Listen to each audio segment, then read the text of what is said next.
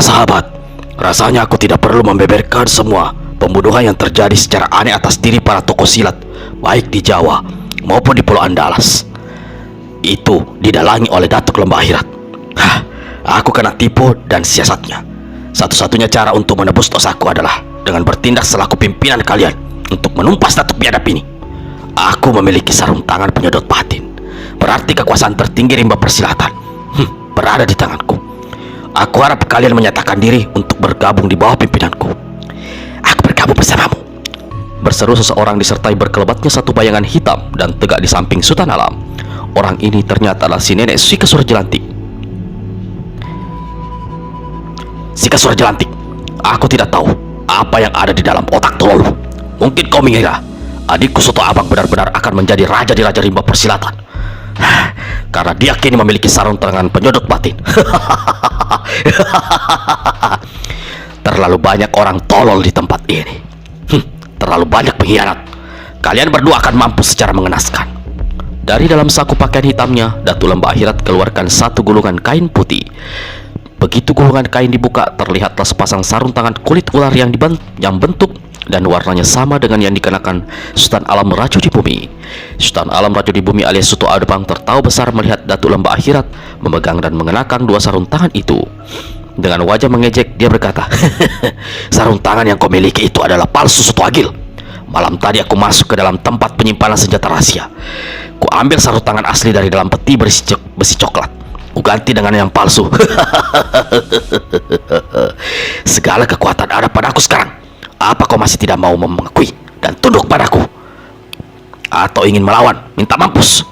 Datuk Lembah Akhirat tatap tampang adiknya sesaat lalu tertawa gala-gala. Aku tidak setolol yang kau sangka, Soto Abang. Kau boleh mencuri sarung tangan dalam peti besi sampai 10 kali. Karena sarung tangan yang ku letakkan di situ justru adalah sarung tangan yang palsu. Yang ini yang asli kusembunyikan di tempat lain. Berubahlah para Sultan Alam mendengar kata-kata kakaknya itu. Soto Abang, dalam soal tipu menipu, kau harus belajar dulu padaku. Kalau kau tidak percaya, buka matamu lebar-lebar. Lihat. Datuk Lembah Akhirat melompat dari atas kereta. Tubuhnya melayang ke arah Sika Surajelantik. Tangan kanannya dihantamkan. Satu gelombang angin yang bukan olah-olah dahsyat yang menderu. Beberapa orang yang berada di dekat situ merasa bergetar tubuh masing-masing akibat hebatnya tenaga dalam sang datuk. Melihat dirinya diserang, Sika Surajelantik tak tinggal diam. Nenek ini kerahkan tenaga dalam lalu balas menghantam dengan pukulan mencabut jiwa memusnah raga. Sinar hitam berkiblat. Sika Surajelantik berserut kaget ketika merasakan seolah ada satu gunung besar melabrak tubuhnya hingga terpental. Sebelum dia sempat berbuat sesuatu, tangan kanan sang datuk yang mengenakan sarung tangan kulit ular kobra tahu-tahu sudah menempel di lengan kanannya. Si nenek menjerit keras, tubuhnya terkapar lunglai di tanah tanpa daya karena seluruh tenaga dalamnya telah tersedot dan masuk ke dalam tubuh Datuk Lembah Akhirat. Sesaat kemudian, pukulan tadi yang dilepaskan si nenek datang berbalik menghantam tubuhnya. Langsung sosok Sika Surajelantik tenggelam dalam kobaran api berwarna hitam. Begitu api padam, yang tinggal hanyalah tebaran debu berwarna hitam.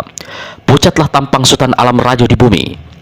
Para tokoh silat golongan putih menyaksikan kejadian itu dengan mata tak berkedip dan tengkuk dingin. Tua Gila menarik nafas berulang kali menyaksikan kematian bekas kekasihnya itu. Sinto Gendeng memperhatikan sikap si kakek dengan muka cemberut.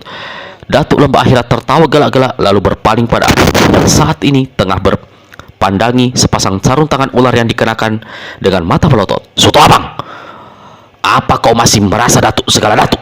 Raja di Raja Rimba Persilatan? Soto Abang tak mampu menyahut. Rasa tak percaya ditindih oleh rasa takut. Dia melirik ke kiri. Begitu melihat ada kesempatan, dia segera berkelebat melarikan diri. Cerdiknya, dia sengaja kabur ke arah rombongan para tokoh silat golongan putih.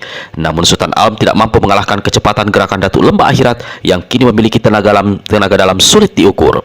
Sekali berkelebat, Datuk Lembah Akhirat berhasil memotong lari Sultan Alam. Tangan kirinya berkelebat. Sultan Alam berteriak ketika melihat satu pukulan begitu dekat menyambar ke arah batok kepalanya. Tak ada kesempatan untuk mengelak. Terpaksa dia pergunakan tangan kiri untuk menangkis. Dua tangan kakak beradik yang sama-sama memakai sarung tangan itu saling beradu. Sultan Alam menjerit keras. Tangannya laksana disedot besi berani, menempel di pergelangan tangan Soto Agil dan tak sanggup ditariknya. dia kerahkan tenaga dalam. Justru tambah celaka. Dari mulut, mata, dan telinganya mengucur darah segar. Dibarengi bentakan keras, Datuk Lembah Akhirat dorong Sultan Alam hingga orang ini terpental 3 tombak, jatuh bergedebuk di tanah becek. Sultan Alam kelihatan mencoba bangkit, tapi tubuhnya langsung rubuh. Seluruh tenaga luar dalam yang dimilikinya telah disedot oleh Datuk Lembah Akhirat. Sultan Alam mengerang pendek, lalu tak berkutik lagi. Nyawanya lepas. Sarung tangan penyedot batin, ujar kakek segala tahu dengan suara bergedik. Ternyata memang senjata itu ada pada si Datuk Keparat itu. Tiba-tiba ada orang menepuk caping di atas kepala kakek segala tahu. Lalu terdengar suara Sito Gendeng. Kita tak bisa tinggal diam. Sekalipun dia memakai sarung tangan jahanam itu, kalau diserbu bersama-sama, masyarakat tidak bakal konyol. Aku akan memberitahu dewa tua gila dan yang lain-lain. Kakek segala tahu cepat pegang tangan si nenek. Jangan tolol. Sarung tangan penyedot batin tidak ada tandingannya. Kita bisa dibuat mati berdiri satu demi satu. Sinto, kau harus selamatkan dulu muridmu. Ingat yang Nyanyuk Amber. Manusia hadapi dengan manusia, binatang hadapi dengan binatang, yang gaib hadapi dengan yang gaib. Aku punya firasat hanya muridmu yang bisa menghadapi Datuk Lembah Akhirat. Siapa lagi yang mau berkhianat? Tiba-tiba menggelegak suara Datuk Lembah Akhirat sambil pandangi orang-orangnya satu persatu. Tak ada yang berani bergerak. Dewa sedih mengisak perlahan. Dewa ketawa tertawa pendek. Sang Datuk berpaling pada hantu balak anam. Giliranmu menerima kematian, hantu jahanam.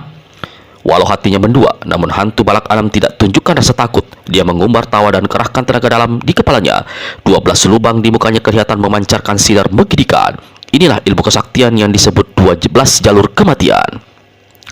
Pada saat Datuk Lembah Akhirat melompat turun menyerang si Kesur Jelantik, ini tak disia-siakan oleh Andam Suri dan Bidadari Angin Timur yang memang sejak tadi mencari kesempatan.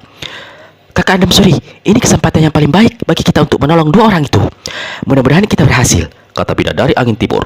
Dari balik pakaian birunya, Bidadari Angin Timur keluarkan sebilah senjata bermata 2 yang memancarkan cahaya putih perak menyilaukan. Senjata ini bukan lain adalah kapak naga geni 212 yang segera diserahkannya pada Andam Suri. Astaga, si pirang itu ternyata juga mencuri kapak muridku, ujar Sinto Gendang melihat apa yang terjadi. Dia hendak berteriak marah, tapi di sebelahnya kakek segala tahu segera berkata, ingat Nyanyi yang Nyanyuk Amber, jangan tertipu pada apa yang dilihat, jangan tertipu pada pernyataan palsu. Sinto Gendang terpaksa kancingkan mulutnya dan tahan gerakan langkahnya. Setelah menyerahkan kapak maut naga geni 212 pada Andam Suri, dari balik pakaiannya Bidadari Angin Timur lalu keluarkan pedang naga suci 212. Sinar putih dingin berkiblat. Seperti diketahui, baik Andam Suri maupun Bidadari Angin Timur adalah 2 orang yang memiliki gerakan sangat cepat, hingga apa yang mereka sudah atur berdua diharapkan tidak akan menemui kegagalan. Sesaat kemudian, satu bayangan biru dan kuning melesat di atas kereta. Cahaya kuning dingin menyilaukan bertabur bersamaan dengan berkiblatnya cahaya putih perak dan panas. Tas! Tali yang mengikat kedua pergelangan kaki pendekar 212 Wiro Sableng putus. Sebelum sang pendekar jatuh ke lantai kereta, Bidadari Angin Timur cepat menahan tubuh Wiro dengan bahu kirinya. Sekali dia berkelebat, maka gadis ini telah melayang ke bawah kereta. Baru saja kakinya menginjak tanah, tiba-tiba 5 orang pengawal bermuka hitam dan merah mengurung dan menyerbu dengan berbagai senjata. Bidadari Angin Timur, terima kasih kau telah menolongku. Aku tidak akan melupakan hal ini seumur hidupku. Tiba-tiba satu suara menyeruak ke telinga gadis berambut pirang. Bidadari Angin Timur seolah mendengar suara merdu dari sorga. Dia kenali suara itu. Yang bicara adalah pendekar 212 Wiro Sableng yang ada di panggulannya.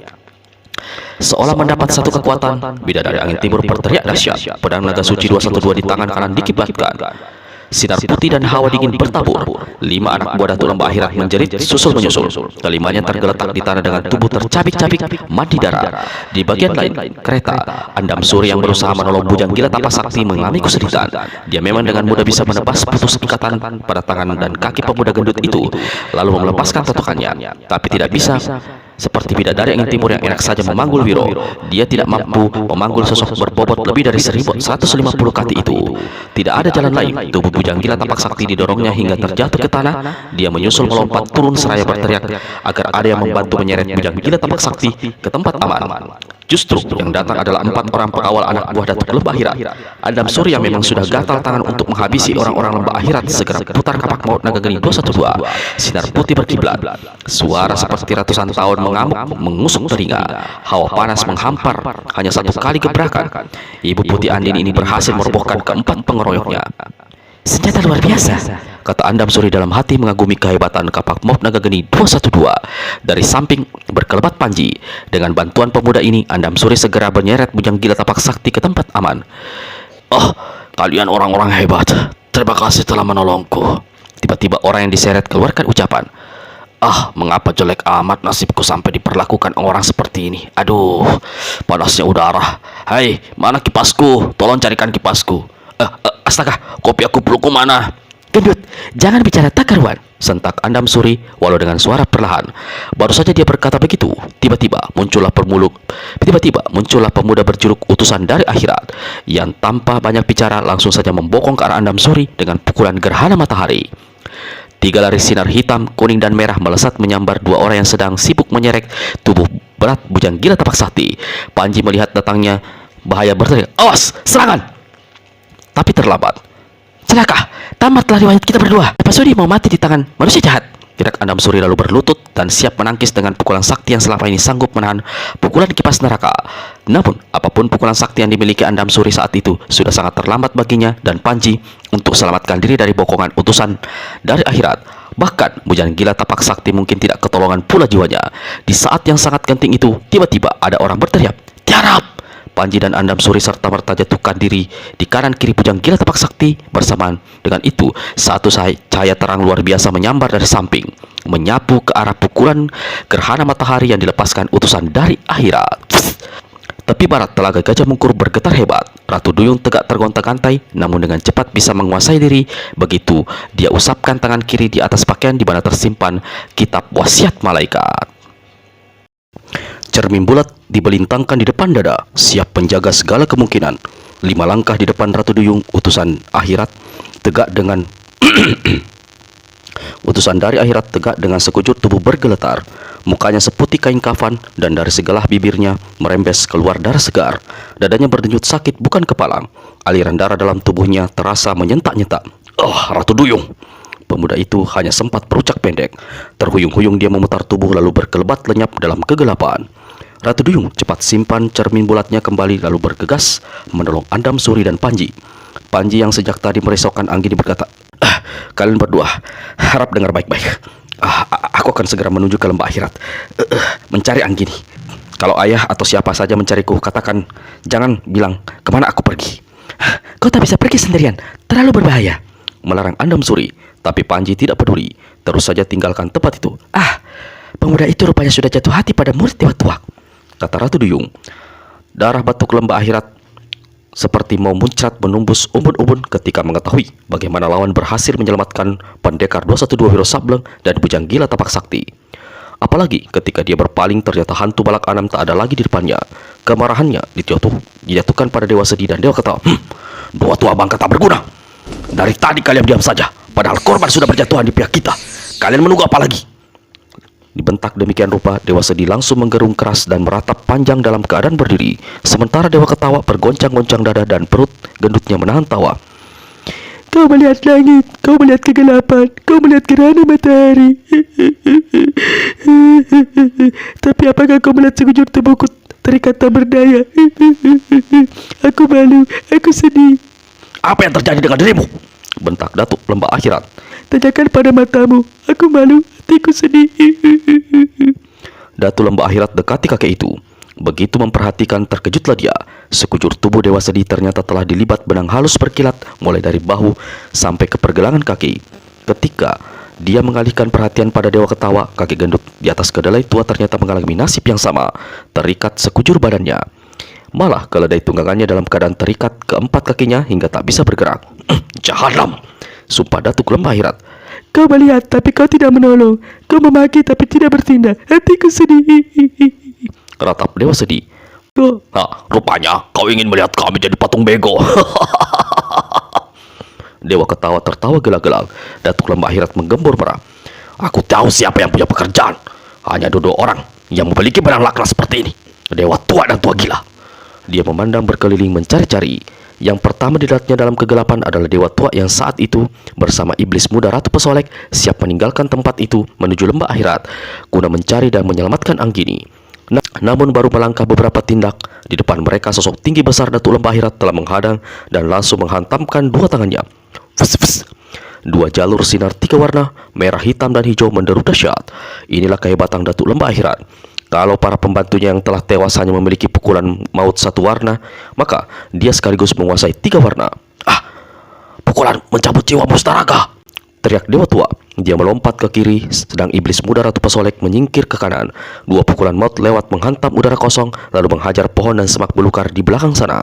Pohon dan semak belukar langsung terbakar, lalu berubah menjadi debu berwarna merah, hitam, dan hijau. Dewa Tua menggigil menyaksikan apa yang terjadi. Dia segera teguk tuaknya untuk telangkan diri. Dari jurusan lain, tiba-tiba iblis putih Ratu Pesolek yang baru saja lolos dari maut melangkah cepat mendekati Datuk Lembah Akhirat sambil senyum-senyum. Dewa Tua dan yang lainnya terjadi tersikap kaget. Apa yang mau dilakukannya? Pikir Dewa Tua. Tua bangka rongsokan, kau benar-benar berani mampus! Teriak Datuk Lembah Akhirat melihat si nenek melangkah mendatanginya. Dia angkat tangan kanan yang bersarung, siap memukul.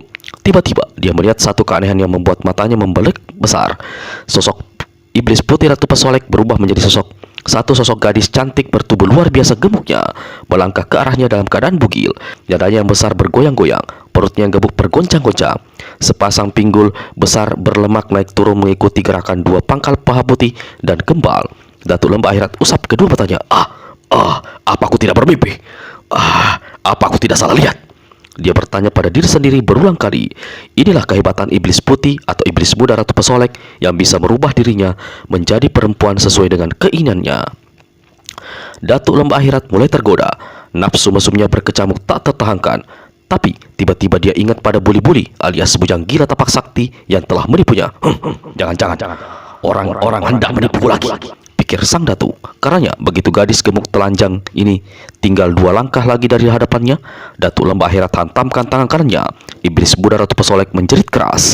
Tubuhnya terlempar di atas tanah becek dalam bentuk aslinya, yaitu sesosok nenek dengan berdandang bendok, mengerang panjang lalu terkulai. Dadanya amblas dari arah jantung. Tenaga dalamnya terkulas masuk ke dalam tubuh Datuk Lembah Akhirat. Di satu tempat yang dirasakan aman, bidadari angin timur sandarkan pendekar 212 Wiro Sableng pada sebatang pohon. Andam Suri lalu memeriksa tubuh pemuda itu. Dia berhasil menemukan tempat di mana Wiro sebelumnya ditotok. Tanpa membuang waktu, Andam Suri segera punahkan totokan itu. Seperti orang terbangun dari mimpi, untuk beberapa lamanya Wiro hanya memandangi Andam Suri, bidadari angin timur, dengan pandangan penuh terima kasih. Lama-lama Andam Suri menyadari bahwa lebih baik dia membiarkan Wiro berdua saja dengan bidadari angin timur. Untuk sementara kalian aman di sini. Ini tentu senjata mustika milikmu. Ambillah. Simpan baik-baik. Aku pergi dulu. Andam Suri letakkan kapak maut naga geni 212 di atas pangkuan Wiro. Murid Eyang Sinto Gendeng ini terasa mendapatkan nyawanya kembali. Sekian lama senjata itu terpisah dari dirinya. Dengan cepat Wiro memegang gagang kapak. Karena tidak memiliki kesaktian dan kekuatan, senjata itu terasa berat hingga agak susah baginya menyelipkan di pinggang. Tunggu, ujar bidadari angin timur. Kita sudah memiliki pedang naga suci 212. Pendekar 212 ada di sini. Saat paling tepat untuk mengobati dirinya. Tapi bagaimana cara melakukannya? Aku juga tidak tahu. Sebaiknya kita panggil Ratu Duyung. Mungkin dia bisa mendapatkan petunjuk dari cermin saktinya. Kalian berdua tunggu di sini, saut Andam Suri. Sebentar, ujar Wiro. Menurut perhitunganku, malam ini musibah yang menimpa diriku telah sembuh. Tapi mengapa? Saat ini bukan malam hari, tapi siang hari, menerangkan bidadari angin timur. Aku tak mengerti, ujar Wiro untuk pertama kalinya setelah sekian lama. Dia garuk-garuk kepala. Saat ini sebenarnya pagi menjelang siang. Matahari mengalami kegelapan tertutup bulan. Orang menyebutnya gerhana. Apa itu sebabnya udara gelap seperti malam? Aku tidak mengerti, kata Wiro pula. Kau tak perlu mengerti. Kakak Andam Surya harap kau lekas mencari Ratu Duyung dan membawanya kemari. Wiro hanya bisa tersenyum dan kembali garuk-garuk kepala mendengar ucapan bidadari angin timur itu. Teriakan Dewa Tua seperti hendak merobek langit gelap ketika dapatkan iblis muda Ratu Pesolek menggeletak mati di tanah becek di hadapannya. Kakek ini jatuhkan diri lalu memeluk tubuh itu tak bernafas itu dengan mata berkaca-kaca. Mata yang berkaca-kaca itu kemudian berubah laksana kobaran api. Dewa Tua lempar satu dari dua bumbung bambu yang berada di pangkulannya lalu melangkah mendekati Datuk Lembah Akhirat. Datuk Jahanam, iblis laknat, aku mengadu jiwa denganmu. Datuk Lembah Akhirat ganda tertawa mendengar ucapan itu. Digerak-gerakannya dua tangannya yang bersarung seraya berkata, kalau kau memang nekat mau menyusul kekasihmu di si nenek jelek itu. Majulah mendekat. Dewa tua tidak bodoh. Dia berhenti 4 langkah di hadapan Datuk Lembah Akhirat. Tiba-tiba, kakek ini gerakkan ke tangan kanannya. Selarik sinar putih menderu, melekuk-lekuk di udara. Itulah benang sakti andalannya. Ujung benang membuat gerakan mematuk kian kemari, sementara bagian yang lain menyapu berusaha menjerat tubuh Datuk Lembah Akhirat. Permainan anak-anak apa yang hendak kau perlihatkan padaku, Dewa Tua? Ejek Datuk Lembah Akhirat. Dengan tangan kanannya yang bersarung, dia berhasil menangkap ujung benang, lalu secepat kilat menariknya. Dewa Tua berseru kaget. Dengan terpaksa lepaskan benang saktinya ketika dirasakannya. Tubuhnya ikut tertarik dan ada tenaganya yang tersedot keluar. Dewa Tua semburkan tuak dari dalam bumbung bambu ke arah lawan yang diserang sengaja pentang dada. Semburan minuman keras itu bukan saja tidak mampu mencapai sasarannya, malah mental dan berbalik ke arah Dewa Tua. Kalau tidak cepat menghindar, niscaya Dewa Tua akan mengalami cedera. Dengan kalap, Dewa Tua lepaskan pukulan jarak jauh mengandung tenaga dalam tinggi.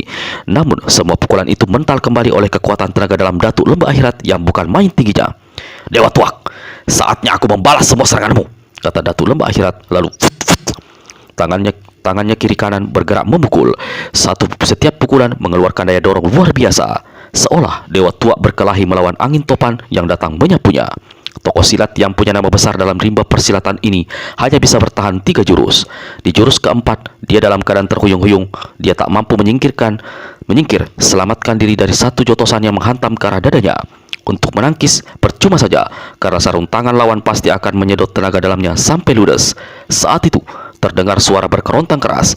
Satu sinar putih berkiplat di udara, membentuk setengah lingkaran yang ujungnya laksana gerinda besi, menyambar ke batang leher Datuk Lembah Akhirat. Dari jurusan lain, satu sinar sangat panas berkilauan datang pula menghantam. Kakek segala tahu berusaha menyelamatkan Dewa Tua dengan serangan tongkat bututnya, sementara Sinto Gendeng melompat sambil gerakan lepaskan pukulan sinar matahari. Ujung tongkat kakek segala tahu masih jauh dari leher yang jadi sasaran. Tiba-tiba ada kekuatan tenaga dalam melesat dari tubuh Datuk Lembah Akhirat. Tongkat kakek mata putih itu patah 3, mental ke udara. Kakek segala tahu terpaksa melompat mundur sambil keluarkan seruan kaget. Sinto Gendeng juga mengalami nasib yang sama, malah hampir cedera kalau tidak membuat gerakan jungkir balik di udara. Di udara, sewaktu pukulan saktinya tiba-tiba membalik menghantam dirinya kembali. Sinto, kakek segala tahu berbisik, kita tidak mungkin menghadapi Datuk Keparat ini. Aku punya firasat, hanya muridmu yang sanggup melawannya. Aku akan mencari pemuda itu. Aku saja yang mencarinya. Tadi kulihat ada 2 orang menyelamatkan anak setan itu. Mereka pasti membawanya ke satu tempat yang aman, berkata Sinto Gendeng. Tidak bisa, kau tidak bisa meninggalkan orang-orang ini. Datuk Keparat itu terlalu tangguh. Dia harus dikurung untuk membatasi gerak, kata kakek segala tahu. Lalu tanpa menunggu lagi, dia berkelebat pergi dalam kegelapan. Sinto Gendeng sebenarnya ingin pergi dari situ, bukan saja karena ingin menolong muridnya, tapi juga karena dia merasa kikuk perdekatan dengan tua gila alias Sukatandika, kekasih di masa mudanya itu. Apalagi tak jauh dari situ ada pula Sabainan Rancak yang menjadi saingannya dalam memperebutkan cinta tua gila. Tua baka pengecut, kau mau lari kemana? Teriak Datuk Lembah Akhirat ketika dilihatnya kakek segala tahu berkelebat pergi. Tapi maksudnya hendak mengejar tertahan ketika beberapa orang berkepandaian tinggi mengurungnya. Tua gila di depan sekali. Siapa dulu di antara kalian ingin mati lebih cepat? Bertanya Datuk Lembah Akhirat sambil sunggingkan senyum mengejek. Jangan bergerak, kalau dia mendekat baru kita hantam, kata tua gila. Kalian orang-orang golongan putih ternyata pengecut semua. Mau mengeroyokku, Silakan, maju rame-rame lebih dekat, lebih baik. Tapi tidak ada yang bergerak. Pengecut, kertak Datuk Lembah Akhirat. Kalau kalian tidak berani maju, biar aku yang menjemput nyawa kalian. Didahului suara menggembor keras, sang Datuk melompat ke arah orang-orang yang mengurungnya. Hantam, teriak tua gila. Begitu Ratu Duyung dan Andam Suri muncul, Bidadari Angin Timur segera berkata, pedang naga suci 212 sudah di tangan. Namun kami tidak tahu bagaimana cara menolong pendekar 212. Mungkin kau bisa mendapatkan petunjuk lewat cermin saktimu. Ratu Duyung yang merasa paling bertanggung jawab atas musibah yang menimpa Wiro segera saja keluarkan cermin bulatnya. Lalu gadis ini kerahkan seluruh tenaga dalamnya. Tak lupa dia meraba kitab wasiat malaikat yang ada di balik dada pakaiannya. Dia menatap tak berkedip ke dalam cermin bulat. Seperti diketahui, sejak peristiwa hubungannya dengan Wiro tempo hari, dia mengalami kesulitan untuk melihat atau meminta petunjuk pada cermin sakti. Tapi saat itu, karena kekuatan kitab wasiat malaikat yang ada padanya, bayangan petunjuk dan dalam cermin muncul dengan cepat. Aku melihat dada tanpa pakaian. Aku melihat Raja 212. Ratu Duyung mengatakan apa-apa yang dilihatnya di cermin. Aku melihat pedang naga suci 212 menukik ujungnya menghujam lembut di atas dada. Di atas Raja 212, tepat pada angka 1. 1 adalah yang lambang yang maha kuasa, yang maha tunggal, yang maha kuasa, yang maha esa. Ada darah mengucur, darah berwarna biru. Aku melihat kepulan asap. Sosok tubuh tanpa pakaian itu bergerak. Ada suara dahsyat, suara mengaum. Cermin di tangan Ratu Duyung bergetar keras. Getaran menjalar ke seluruh tubuh gadis cantik itu. Ratu Duyung terpekik. Cermin sakti terlepas dari tangannya. Sebelum jatuh ke tanah, satu bayangan berkelebat menangkap cermin itu.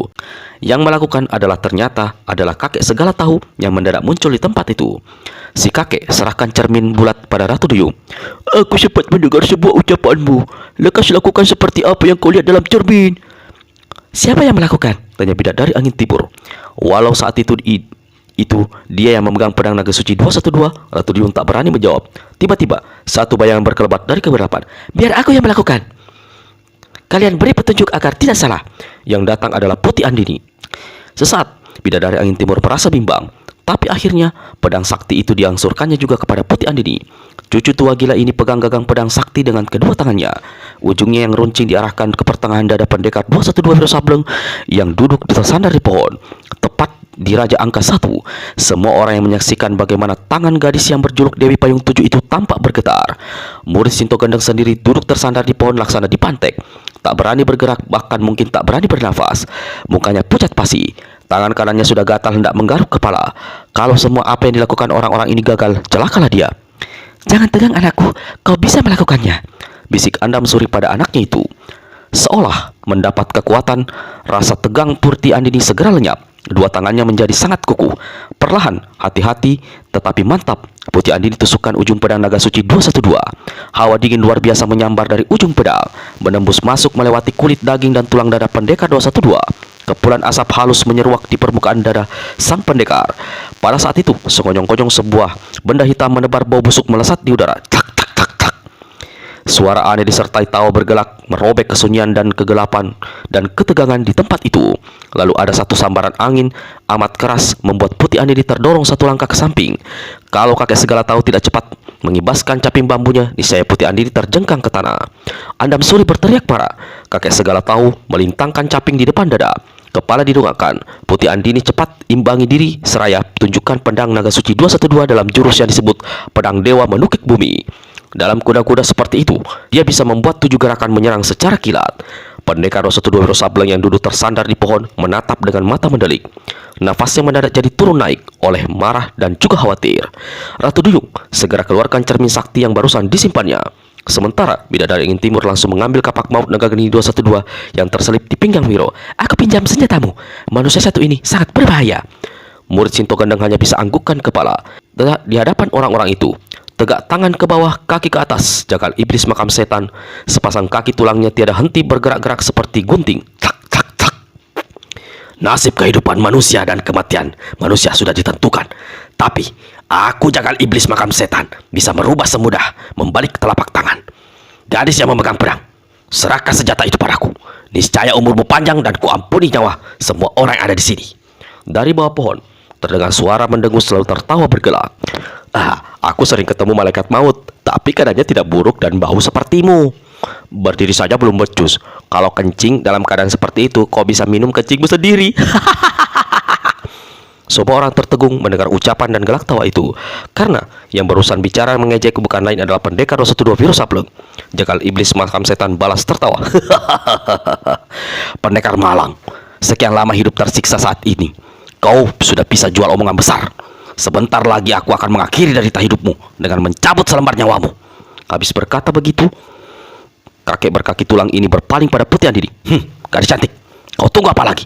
Serahkan padaku semendakan pedang naga suci 212. Atau mungkin kau mau menyerahkan sambil kita berguling-guling di atas ranjang. Paras Putih Andini menjadi merah padam. Saat itu ingin sekali dia menyerang si kakek. Namun berarti rencana pertolongan atas diri Wiro menjadi tertunda. Andam Suri maklum apa yang terpikir oleh putrinya itu. Dia bergerak ke hadapan jagal iblis makam setan. Aku tidak dapat melihat tampangmu dengan jelas. Apa kau bisa berdiri atas kaki barang sebentar agar penglihatanku bisa dipertegas? gadis itu adalah anakku. Mungkin kau memang cukup pantas kujadikan menantu. Ibu, teriak Putih Andini seperti tidak percaya atas pendengarannya dan mengira Andam Suri memang bermaksud culas hendak mengorbankan dirinya. Jagal iblis makam setan tertawa bergelak. Tubuhnya melesat ke udara. Sesaat lagi sepasang kaki tulang hendak menginjakan tanah. Tiba-tiba Andam Suri membuat gerakan berlutut. Bersamaan dengan itu, tangan kanannya dihantamkan ke depan. Cahaya merah berkiblat. Jagal iblis makam setan menggembor parah. Tubuhnya melesat ke udara. Luar biasa cepatnya. Sepasang kaki gunting raksasa menyambar ke arah leher Andam Suri. Kalau tidak dia berkelit, tak ampun lagi. Lehernya akan tertebas putus. Masih untung, hanya pakaian kuningnya yang tersambar robek di bagian bahu. Ratu Duyung tak tinggal diam. Bidadari angin timur bergerak 2 langkah. Kakek segala tahu masih tegak mendongak kepala. Tiba-tiba, 2 benda putih melesat di udara, menyambar ke arah tenggorokan dan bagian bawah perut jagal iblis makam setan. Benar-benar serangan mematikan. "Jahanam pengecut! Siapa yang berani membokong?" teriak jagal iblis makam setan seraya melompat selamatkan diri. Benda yang menyambar ke arah lawan bawah perutnya berhasil dielakkan. Tapi yang arah leher akibat gerakannya mengelak tadi kini jadi bersarang di dada. "Mampus kau!" jagal iblis makam setan tertawa mengekeh. Dia sengaja busungkan dada. Benda yang menghantam dirinya merobek dada pakaiannya, tapi kemudian mental seolah tubuhnya atos kebal. Nenek sakti dari puncak Gunung Gede Sinto Gendeng pelototkan mata ketika melihat tusuk konde perak beracun yang menjadi andalannya tercampak di tanah dalam keadaan bengkok. Melihat kejadian itu, Pendekar Rosetudua langsung ingat jubah sakti yang dirampasnya. Melihat kejadian itu, Pendekar Rosetudua langsung ingat jubah saktinya yang dirampas beberapa waktu lalu. Maka dia cepat berteriak, "Tua bangka bau itu mengenakan jubah Koncoro Geni di balik pakaiannya. Dia kebal seluruh, aku tidak percaya. Dia kebal seluruh badan," ujar bidadari angin timur. Si gadis cepat mengukur. "Paling dalam jubah yang dikenakan kakek jahat itu hanya sebatas pinggang." Maka dengan kapak naga geni 212 dia menyerbu, mengarahkan serangan dari pinggang ke bawah. Sinar putih perak menyilaukan dan menghampar hawa panas berkiblat berbuntal-buntal. Jagal iblis makam setan terus saja mengumbar tawa. "Guru dan murid sudah berkumpul di sini untuk menerima kematian," teriaknya. Maksudnya adalah Sinto Gede dan Pendekar Rosetudua. "Mana kakek satunya si tua gila itu?" Kapak naga geni 212 membabat ke arah kaki. Jagal iblis makam setan masih tertawa, tapi cepat bergerak mundur. Kaget, kakek bau ini bukan alang kepalang ketika dari belakang berhembus angin deras membuat gerakannya mundur tertahan. Laksana terhadang tembok batu. Ketika dia berpaling, dia melihat kakek segala tahu tegak mendongak ke langit sambil kipas-kipaskan caping bambunya. Ternyata angin yang keluar dari caping inilah yang membuat dia tak mampu bergerak mundur. Di saat yang sama, kapak naga geni 212 di tangan bidadari angin timur menyambar. Tak ada jalan lain. Jagal iblis makam setan terpaksa melompat ke atas sambil berusaha menggunting tangan lawan yang memegang kapak. Trang! Suara keras disertai percikan bunga api bertabur di kegelapan. Bidadari angin timur terpekik. Getaran hebat yang membuat tangannya pedas panas menyebabkan kapak naga geni 212 terlepas mental dari pegangannya. Secepat kilat, Sinto Gendeng melompat ke udara menyelamatkan senjata itu.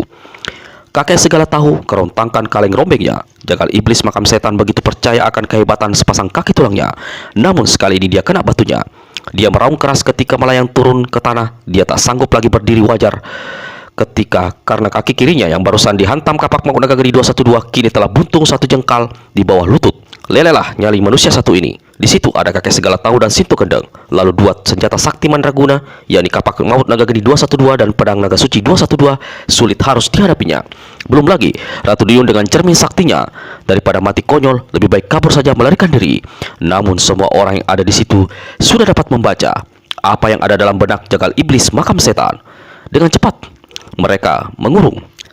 "Pengecut, kalian hanya berani main keroyok," dengus jagal iblis makam setan. "Kakek bau, siapa main keroyok? Hadapi diriku," kata Putih Andini. Lalu tanpa menunggu gadis ini kiblatkan pedang naga suci 212. Sinar putih menyambung dalam kegelapan. Hawa dingin menghantam tubuh lawan hingga jagal iblis makam setan menggigil kertakan geraham. Dia berkelebat cepat, hindari gempuran pedang. Namun gerakannya terbatas oleh kurungan lawan. Kakek ini hanya bisa bertahan selama 6 jurus. Pada jurus ke-7, kaki kanannya terbabat putus dimakan pedang naga suci 212 di tangan Putih Andini. Tubuhnya terbanting jatuh di tanah. Hawa dingin yang amat sangat membuat dia seolah telah berubah menjadi es dan tak bisa bergerak sedikit pun. Dalam keadaan seperti itu, ujung pedang naga suci 212 datang menusuk langsung menembus lehernya. Cucu tua gila itu menggigil sewaktu mencabut pedang. Ketika pedang dicabut, darah merah masih menodai ujung senjata sakti itu. Namun, sesaat kemudian terjadilah satu keanehan. Darah itu berubah menjadi kepulan asap. Dengan begitu, asap lenyap. Pedang naga suci 212 kembali dalam keadaan bersih tanpa noda. Selamatkan jubah Kocodo Gede, tanggalkan dari tubuhnya, seru Wiro. Sinto Gendeng segera lakukan apa yang dikatakan muridnya itu. Lalu si nenek tendang mayat jagal iblis makam setan hingga mencelat jauh. Sementara itu, di bagian lain tepi barat Telaga Gajah Mungkur terdengar bentakan dan jeritan-jeritan orang-orang dalam berkelahi melawan Datuk Lembah Akhirat. Waktu kita sempit, lekas lakukan pertolongan. Waktu kita sempit, lekas lakukan pengobatan terhadap pendekar 212. Putih Andini, cepat. Kakek segala tahu berseru sambil berulang kali mengusap wajahnya, tanda sangat cemas. Seperti tadi, disaksikan semua orang yang ada di tempat itu, Putih Andini perlahan-lahan dan hati-hati tusukkan ujung pedang naga suci 212 ke pertengahan dada Wiro. Tepat di Raja Angka 1, hawa dingin menembus masuk ke dalam tubuh murid Sinto Gendeng hingga tubuh pemuda itu bergetar. Matanya mendelik dan gerahannya bergemelutukan. Ketika muncul satu kepulan asap putih, ketika ujung pedang disusukkan lebih dalam, Wiro mengerjit kesakitan. Pedang naga suci 212 bergetar hebat dan memancarkan sinar lebih terang. Dari bagian dada yang terluka, mengucur darah aneh berwarna biru. Seperti ada kekuatan yang mendorong, pedang naga suci 212 bergerak mundur. Putih Andini cepat tarik tangannya yang memegang pedang. Lalu satu cahaya merah seolah keluar dari tubuh Wiro, bergulung membungkus sekujur permukaan badannya, mulai dari rambut sampai kepala. Cahaya ini membuntal, menciut menjadi sebesar kepalan tangan. Sesaat cahaya ini mendekam di atas dada, tepat di ujung mata pedang. Tiba-tiba, gumpalan cahaya merah melesat ke udara, menembus kegelapan hitam, dan di satu tempat meledak hancur bertaburan dengan suara menggelegar. Belum habis ketegangan yang mencekam, tiba-tiba sosok pendekar 212 bergerak. Dua tangannya dikembangkan ke samping dan dua kaki duduk bersila. Dua mata membeliak tak berkedip, dan dari tenggorokannya terdengar suara menggeru aneh. Kemudian dari mulut sang pendekar meledak suara menyerupai aruman harimau yang dahsyat. Tepi Telaga Gajah Mungkur bergetar, air telaga membuat teriak-teriakan bergelombang. Putih Andini, Ratu Duyung, dan Bidadari Angin Timun terpekik. Kakek segala tahu dongakkan kepala dengan mulut berkomat kami. Sinto Gendeng tegak tertegun dengan muka membesi dan mata membeliak. Semua orang menyaksikan bagaimana tubuh pendekar 212 itu mulai dari pinggang ke atas telah berubah menjadi sosok seekor harimau besar berbulu putih bermata hijau menyorot. Gusti Allah, apa yang terjadi di arah setan ini? Ujar Sinto Gendeng dalam hati. Semua orang menduga jangan-jangan telah terjadi kekeliruan besar. Pedang naga suci 212 bukannya mengobati pemuda itu, tapi malah merubahnya menjadi makhluk kejadian berupa seekor harimau putih. Tak ada yang berani bergerak ataupun bersuara. Perlahan-lahan, rasa dingin dan getaran hebat di tubuh pendekar 212 sirna. Pandangan matanya yang tadi mendeliak, menyorot, kini meredup. Di dalam tubuhnya ada satu hawa aneh yang membuat dia merasa seolah mampu menghancurkan batu sebesar gunung dan mampu melesat tinggi ke langit. Namun, bagi orang-orang yang ada di situ, suasana malah bertambah menggigitkan karena mendadak di satu tempat itu tercium bau kemenyan yang amat santar. Bersamaan dengan itu, tanpa dapat dilihat oleh yang lain-lain, dari tempat gelap bertiup segulung kabut putih. Lalu di kejauhan terdengar suara tiupan saluang. Perlu diketahui, saluang adalah seruling khas orang Minangkabau. Di atas kabut, seolah melayang, tampak satu sosok tua gagah berpakaian selempang kain putih. Orang tua aneh ini memiliki sepasang mata kebiru-biruan, memegang tongkat kayu putih di tangan kiri, sedang di tangan kanannya mengusap leher seekor harimau besar berbulu putih yang memiliki sepasang mata berwarna hijau. Di pinggang si orang tua terselip sebuah saluang terbuat dari emas. Datuk Rauh Basalong Ame.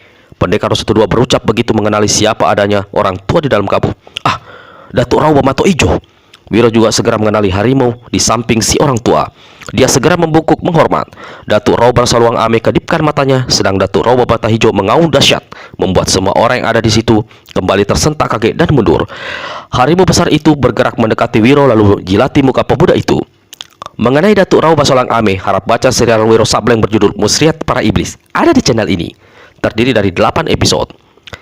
Anak manusia bernama Wiro Sableng terlahir bernama Wiro Saksono, bergelar Pendekar Kapak Maut Naga Geni 212. Perjalanan hidup manusia dan alam gaib sulit diduga. Yang kuasa penentu segala jalan kehidupan manusia mempertemukan kita kembali. Aku Datuk Rauh Basaluang Ame dan sahabatmu Datuk Rauh Babata Ijo muncul untuk memberitahu bahwa saat ini kekuatan dan kesaktianmu telah pulih. Musibah yang menimpa dirimu malah menjadi satu mukjizat, karena selama terpendam, kekuatan dan kesaktian yang kau miliki telah berkembang atas kehendak yang maha kuasa. Meski demikian, ingat selalu bahwa setiap musibah bisa terjadi menimpa diri seseorang. Itu satu pertanda bahwa tiada ilmu dan kekuatan yang sempurna kecuali ilmu dan kekuatan Tuhan yang maha kuasa. Tuhan memulihkan kekuatan dan kesaktianmu pada saat dunia persilatan membutuhkan dirimu. Berlindung kepada Tuhan, minta tolong dan petunjuk hanya kepada Dia. Ingat penjelasanku yang satu ini, yang pernah kusampaikan lewat seorang tokoh, tapi mungkin tidak sempat kau dengar. Dalam menghadapi lawan di bawah gerhana matahari, hadapi binatang dengan binatang, hadapi yang gaib dengan yang gaib. Selamat tinggal anak manusia, jaga dirimu baik-baik. Datuk Rauh Basaluang Ame usap rambut pendekar 212. Datuk Rauh Bamato Ijo sekali lagi jilati wajah Wiro. Kabut yang berselubung di tempat itu perlahan-lahan sirna. Bersamaan dengan itu, sirna pula sosok gaib si orang tua dan harimaunya. Bau santarnya kemenyan pun ikut lenyap. Pendekar 212 Wiro Sableng jatuhkan diri, bersujud di tanah seraya hati berkata, terima kasih Tuhan. Terima kasih Engkau telah mengembalikan segala ilmu dan segala yang ada dalam diriku. Seorang menepuk bahu pendekar 112 membuatnya sadar dari kehusyukan dan berdiri bangkit. Yang memegangnya barusan ternyata adalah Sinto Gendeng, si nenek. Untuk pertama kalinya menyergai. Wiro, kau tadi bicara dengan siapa? Tanya Ratu Duyung. Kami mendengar suara auman harimau. Kami mencium bau kemenyan santar sekali, kata bidadari angin timur. Aku melihat dirimu berubah menjadi harimau. Ilmu sihir apa yang kau miliki? Wiro, tanya Sinto Gendeng. Aku tak bisa menerangkan, jawab pendekar 212. Rupanya orang-orang yang ada di situ hanya bisa mendengar dan mencium apa yang terjadi. Mereka sama sekali tidak bisa melihat sosok gaib Datuk Rauh Basaluang Ame dan Datuk Rauh Bamato Ijo. Wiro cepat membungkuk mencium tangan gurunya. Seraya berkata, Eyang Sinto, maafkan diriku. Terima kasih kau telah menolongku. Tunggu dulu. Siapa yang telah menolongmu, anak setan? Bukan aku. Bukan juga kakek buta bawa apak di sampingku ini. Yang menolongmu adalah orang pandai dari tanah seberang bernama Andam sore ini, serta serombongan gadis cantik yang terdiri dari 3 orang. Aku lupa namanya satu persatu. Si nenek lalu sisipkan kapak maut naga gedi 212 yang dipegangnya ke pinggang Wiro. Kau baru saja mencium tanganku. Apa kau tidak akan mencium tangan 3 gadis cantik itu? Atau kau lebih suka mencium pipi mereka satu persatu? Pendekar 212 Wiro Sableng tertawa dan garuk kepalanya. Tak bisa menjawab olok-olok sang guru. Saat itu sebenarnya ingin sekali si nenek memeluk muridnya, tapi dasar manusia aneh, hal itu tidak dilakukannya. Malah Sinto Gendeng pegang tangan kakek segala tahu dan berkata, Tua Bangka, ayo kita kembali ke kalangan pertempuran. Biarkan dulu orang-orang muda ini menarik nafas lega bareng beberapa ketika. Tidak nek, kita harus segera sama-sama ke sana, jawab Wiro. Dari ilmu melihat jauh yang diberikan Ratu Duyung padaku, aku bisa melihat para tokoh sahabat kita dalam keadaan bahaya besar. Betul, kita harus kembali ke sana. Wiro, hanya kau yang sanggup menghadapi Datu Lembah Akhirat. Aku tidak tahu apa yang harus aku lakukan. Satu-satunya petunjuk yang bisa kusampaikan adalah hadapi binatang dengan binatang, hadapi yang gaib dengan yang gaib, kata kakek segala tahu. Wiro ingat hal itu juga yang diucapkan oleh Datuk Rauh Basaluang Ame. Sebelum tinggalkan tempat itu, Wiro lebih dahulu membuka pakaian luar jagal iblis makam setan, lalu menanggalkan jubah sakti Koncono Geni yang sebelumnya dirampas si kakek. Ratu Duyung merasa lega mengetahui bahwa bukan cuma kesaktian dan tenaga dalam pendekar 212 yang pulih, tapi kemampuan untuk mempergunakan ilmu menembus pandang yang didapatnya dari Ratu Duyung ternyata juga telah kembali. Didahului oleh Sinto Gendeng dan Tua Gila, Andam Suri serta 3 gadis cantik, mereka itu segera meninggalkan tempat tersebut. Diserang demikian banyak musuh, Datuk Lembah Akhirat sama sekali tidak merasa jeri. Dia malah sunggingkah seringai sambil acungkan 2 tangan yang terbungkus sarung ular kobra 3 warna.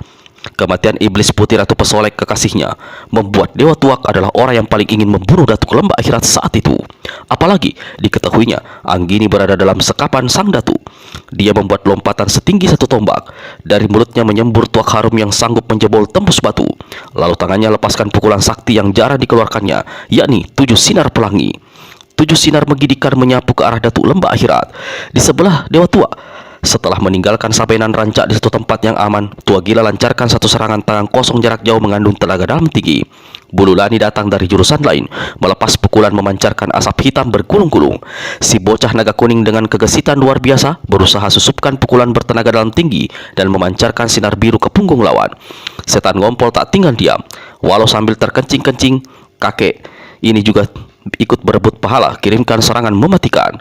Semua menghantam dari jarak jauh karena maklum akan bahaya sarung tangan sakti yang dikenakan lawan.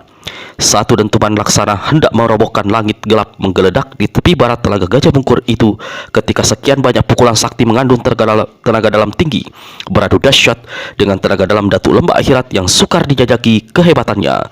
Datuk Lembah Akhirat jatuh terduduk di tanah, namun dengan cepat dia sanggup berdiri kembali tanpa cedera sedikit pun. Malah tertawa bergelak seolah mengejek. Sementara orang-orang yang tadi lancarkan serangan berpelantingan dan berkaparan di tanah akibat tenaga dalam mereka begitu bentrokan dengan tenaga dalam Datuk Lembah Akhirat langsung berbalik menghantam diri mereka sendiri. Dewa tua terhantar di tanah dengan dada berdenyut sakit, namun masih bisa berusaha bangkit walau terhuyung-huyung. Setan ngompol terpental jauh jatuh di antara semak belukar, mengeluh tinggi dan terkencing-kencing. Bululani jatuh berlutut, di lengan kirinya terasa sakit dan mukanya pucat pasi. Tua gila mengalami cedera tak kalah parahnya. Mukanya yang hanya tinggal kulit pembalut tulang itu kelihatan mengelam. Perutnya yang kena sambaran tenaga dalamnya sendiri seolah mau pecah. Hanya dua orang yang tidak mengalami cedera, yakni Naga Kuning dan Raja Tua Datuk Paduka Intan. Ini disebabkan karena si bocah memiliki ilmu pelicin tubuh, hingga kalau dia mengandalkan ilmu ini, apapun yang menghantam ke tubuhnya yang selicin ikan itu akan lewat begitu saja tanpa menciderainya. Raja Tua Datuk Paduka Intan memiliki ilmu peredam pukulan yang disebut ilmu kapas putih. Begitu tenaga dalamnya berbalik menghantamnya, ilmu kesaktian itulah yang serta-merta membuat kebal tenaga serangannya. Bocah dan orang berpakaian bagus itu agaknya memiliki ilmu kebal, kata Datuk Lembah Akhirat dalam hati seraya mengawasi Naga Kuning dan Datuk Paduka Intan. Mereka harus kuhabisi lebih dahulu. Lalu dengan gerakan luar biasa cepat dan entengnya sosok tinggi besar Datuk Lembah Akhirat melesat ke arah Datuk Paduka Intan seraya tangan kanannya kirimkan satu hantaman ke batok kepala orang. Datuk Paduka Intan terlempar jauh. Dia tak kurang satu apa kecuali kepalanya mendejut sakit. Geram Datuk Lembah Akhirat bukan main. Dia membuat gerakan hendak mengejar Datuk Paduka Intan, namun tiba-tiba dia berbalik ke arah Naga Kuning dan menghantam bocah itu dengan tangan kanan. Beberapa orang keluarkan seruan tertahan karena jelas si bocah tidak berkesempatan mengelak. Tapi anak konyol yang panjang akal ini tiba-tiba jatuhkan diri dan tarik mayat pengirim mayat muka merah yang tergelimpang di tanah di dekatnya. Mayat ini disorongkannya ke depan.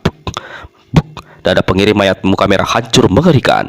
Naga Kuning cepat gulingkan diri, tapi celakanya tubuhnya tertahan oleh sosok mayat seorang pengawal. Saat itulah kaki kanan Datuk Lembah Akhirat berkelebat ke kepalanya. Seruan tertahan terdengar dari beberapa mulut. Tak ada yang bisa menolong menyelamatkan nyawa bocah itu. Di saat yang sangat menegangkan itu, tiba-tiba terdengar suara kaleng berkerontang. Disusul melayangnya sebuah benda ke arah kepala Datuk Lembah Akhirat. Bersamaan dengan itu, dari jurus yang sama melesat satu cahaya putih menyilaukan. Pukulan sinar matahari. Datuk Lembah Akhirat menggereng marah. Sekali tangan kanannya diangkat menangkis, maka hancur leburlah benda yang melayang menyerangnya yang ternyata adalah caping milik kakek segala tahu. Dengan tangan kirinya, Datuk Lembah Akhirat memukul ke arah sinar putih panas yang menyusul. Boom! Sinar putih seperti pecah bertaburan membuat udara sesaat jadi terang benderang. Datuk Lembah Akhirat tegak tertegun dengan tangan bergetar. Dia cepat kuasai diri. Ketika memandang ke depan, 7 langkah di hadapannya tegak seorang pemuda berambut gondrong bertelanjang dada. Tangan kanannya yang masih mengeluarkan cahaya putih perak kini memegang sebilah kapak bermata dua. Pendekar Rosa Kedua Wiro Sableng. Agak ke belakang berdiri kakek segala tahu. Di sebelahnya berdiri dengan muka beringas Sinto Gendeng. Lalu ada 3 gadis cantik yang bukan lain adalah Putih Andini, Ratu Duyung, dan Bidadari Angin Timur. Paling akhir adalah Andam Suri. Pendekar Rosa Kedua Wiro Sableng, seharusnya kau sudah kubunuh waktu di lembah. Sekarang, apa rasa terima kasihmu? Karena aku telah menunda kematianmu. Datuk Lembah Akhirat bicara angkuh tertawa bergelak. Manusia yang mengagulkan diri sebagai Datuk Lembah Akhirat, kau tak lebih dari mayat hidup yang pandai bicara, jawab pemuda bertelanjang dada, yaitu Pendekar Rosa Kedua Wiro Sableng. Dewa sedih dan dewa ketawa yang sejak tadi berdiam diri dalam keadaan terikat keluarkan suara tangis dan tawa, membuat Datuk Lembah Akhirat jengkel setengah mati. Niat jahat untuk membunuh saja 2 kakak ini segera muncul di benaknya. Tapi saat itu Wiro bergerak mendekatinya dan berhenti 3 langkah di depannya, menghadang antara dia dan 2 kakek. Bersamaan dengan itu, Tua Gila, Sinto Gendeng, dan Dewa Tua bergerak mendekati Dewa Sedih dan Dewa Ketawa. Melihat para tokoh mendatangi, Dewa Sedih langsung menggerung menangis, sedang Dewa Ketawa buka mulut lebar-lebar dan tertawa bergelak. Didahului satu bentakan keras, Datuk Lembah Akhirat menerjang ke arah Wiro. Dari jarak 2 langkah, tangan kanannya lepaskan satu pukulan tenaga kosong mengandung tenaga dalam tinggi yang dahsyat. Murid Sinto Gendeng tidak berlaku ayal. Kapak maut Naga Geni 212 segera dibabat ke arah lawan. Sinar putih berkiblat, suara seperti ratusan tawon mengamuk, menderu, hawa panas membeset di kegelapan. Walau senjata di tangan Wiro adalah senjata sakti yang telah menggegerkan dunia persilatan, namun begitu tenaga dalam sang datuk menghantam, tangan yang memegang kapak bergetar keras. Tubuh pendekar 212 terhuyung-huyung sampai 4 langkah. Melihat lawan goyah, Datuk Lembah Akhirat segera lepaskan serangan susulan. Wiro kembali pergunakan kapak maut untuk membabat bahu lawan. Sekali ini Datuk Lembah Akhirat dengan cepat gerakan tangan kirinya menangkis. Tang! Kapak dan sarung tangan kiri beradu mengeluarkan suara keras. Bunga api memercik. Beberapa orang keluarkan seruan tegang ketika melihat bagaimana kapak Naga Geni 212 menempel pada sarung tangan Datuk Lembah Akhirat. Celaka, keluh Wiro. Sebelumnya dia telah diberitahu akan kehebatan sarung tangan lawan, tapi tidak mengira kalau senjata saktinya juga akan kena ditempel begitu rupa. Dia tak berani kerahkan tenaga dalam untuk menarik kapak. Mau tidak mau, sebelum tenaga dalamnya kena disedot, Wiro terpaksa lepaskan senjata itu. Datuk Lembah Akhirat tertawa mengekeh. Kapak Naga Geni 212 ditimang-timang seketika, lalu dibuangnya ke tanah seperti membuang benda tak berharga.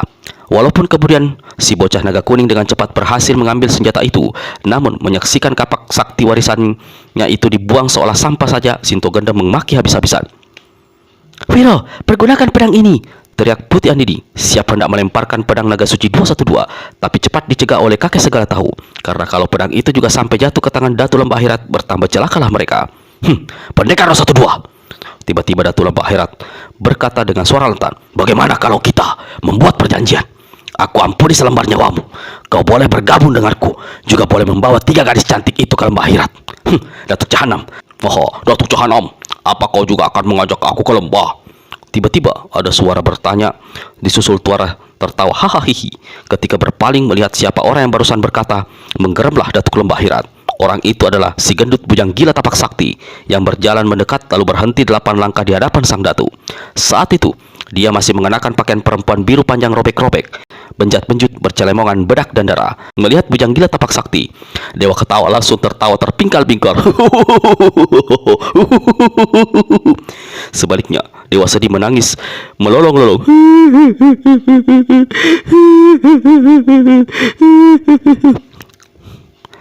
"Dajar gendut Jahanam, kau dan temanmu ini bersiaplah untuk mampus!"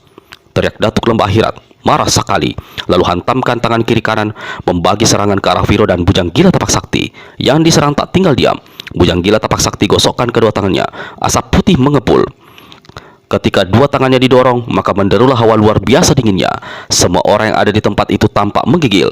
Di bagian lain, Pendekar 212 Wiro Sableng mainkan jurus tangan dewa menghantam air bah. Jurus itu adalah jurus keempat dari ilmu silat yang bersumber pada kitab Putih Wasiat Dewa dan berintikan 8 sabda dewa yang didapatkan dari Datuk Rao Basawang Ame. Seandainya orang lain yang menerima hantaman 2 pemuda sakti ini, niscaya tubuhnya akan tergeletak tewas mengenaskan saat itu juga.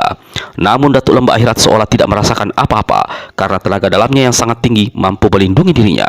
Tss, tss. Bujang gila tapak sakti terpelanting 2 tombak, terkapar di tanah dan untuk beberapa lamanya tidak bisa menggerakkan tubuhnya.